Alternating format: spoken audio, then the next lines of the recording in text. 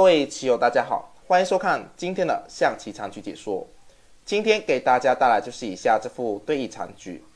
首先呢，来看黑方双卒临门，一平卒叫将，直接闷杀。反观红方这边呢，虽有车马炮兵，但兵力分散，该如何去对应呢？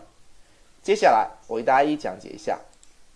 那首先呢，一开局第一步呢，红方呢平兵吃炮造将，黑方如果平将吃兵，红方车吃士就是杀气，所以呢只能上将。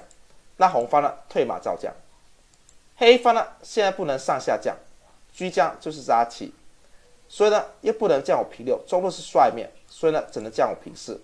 那红方呢再次退马将，黑方如果下将吃兵，仍然必败无疑，所以呢黑方呢将我平六，红方呢再次进马造将。黑方现在呢尽管可以将我平四，那红方呢再次马吃四叫将，黑方呢下将吃兵。那到了这个棋面呢，红方呢单靠车马是很难造成杀气的。不过呢高手呢再次运用马的走位，连续造将。黑方呢现在呢只能平将，那红方呢再一次进马叫将。黑方现在可以有两种选择，上将或将我平四，但是呢结局都是一样。为什么这么说呢？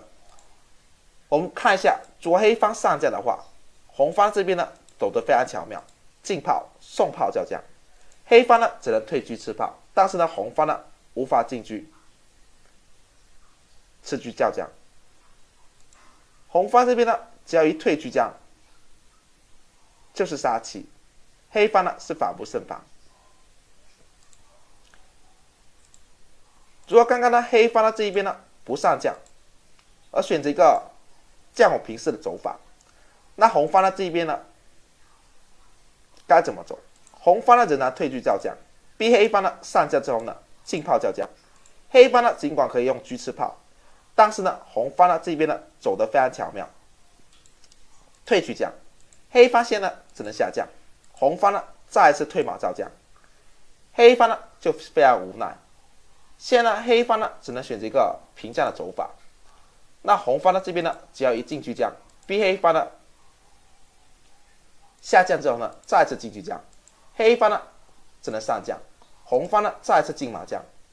黑方现在呢平将或上将，红方退车或平车都是杀气，所以黑方呢只能平车吃马。那红方呢一进车叫将，逼黑方上将之后呢双车错就是杀气，非常经典。那今天的象棋残局解说到此结束，非常感谢大家收看，希望的朋友可以点赞，我们下期不见不散。